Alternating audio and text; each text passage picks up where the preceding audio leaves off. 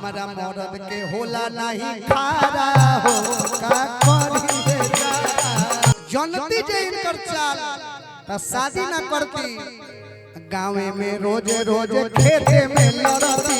लड़का के मामी सुनिएगा, लड़का के मामी बोल रही है लड़का के मामा से, जामुन के बिया बड़ी कारा हो कैसे सही है बेचारा। लड़का के मामी सुनिएगा कह रही अपना पति से कि जामुन के बिया बड़ी कारा हो कैसे करी है गुजारा। हमारा मर्द के होला नहीं खारा हो का करी बेचारा।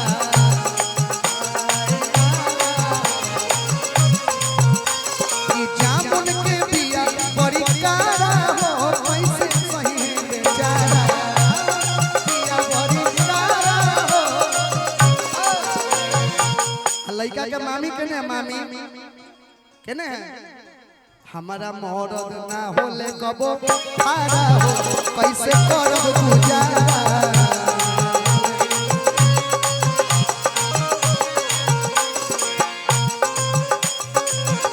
ए बा तुम तो बड़ी चालाक हो मुस्कुरा के भाग जाते हो।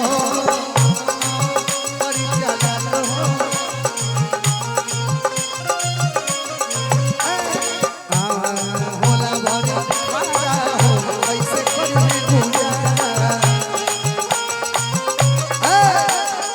मामी कह रही है केकरा पकड़ब हम सोरह सिंगार हो।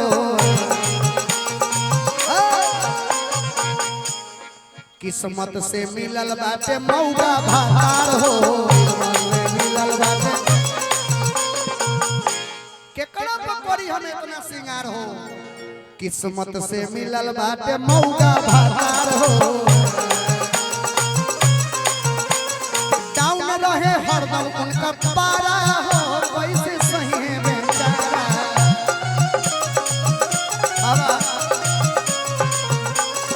डाउन रहे हरदम उनका पारा हो कैसे सही। हमारा लड़का के मामा के नाम का है, मामा के नाम, लड़का के मामा के नाम का है, दुल्हा के मामा के नाम का है कोई के पता नहीं है। अनिल जी, अनिल जी होले नहीं खारा हो कैसे करब गुजारा।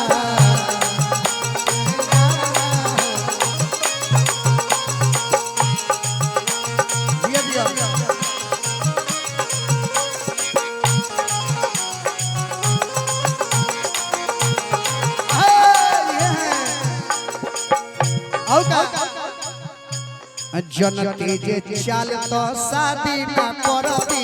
जनती जे चाल कबो जनती जे इनकर चाल तो शादी ना करती गाँव में रोज रोज खेते में लड़ती।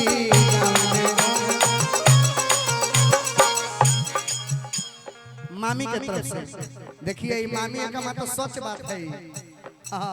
अनिल बाबू जनती जे हाल तो शादी ना करती। जे हाल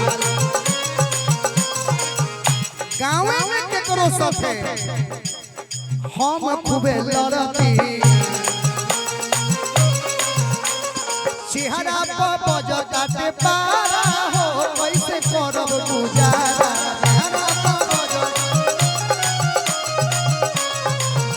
अरे चेहरा पर बजताते पारा कैसे करब। अनिल जी होले नहीं खारा हो कैसे करब गुजारा।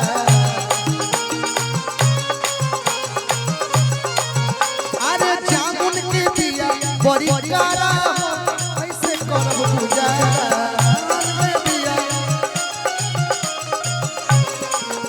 अरे जामुन के बिया बड़ी कारा हो कैसे करब गुजारा। दुल्हा ना होले हम खारा हो कैसे करब।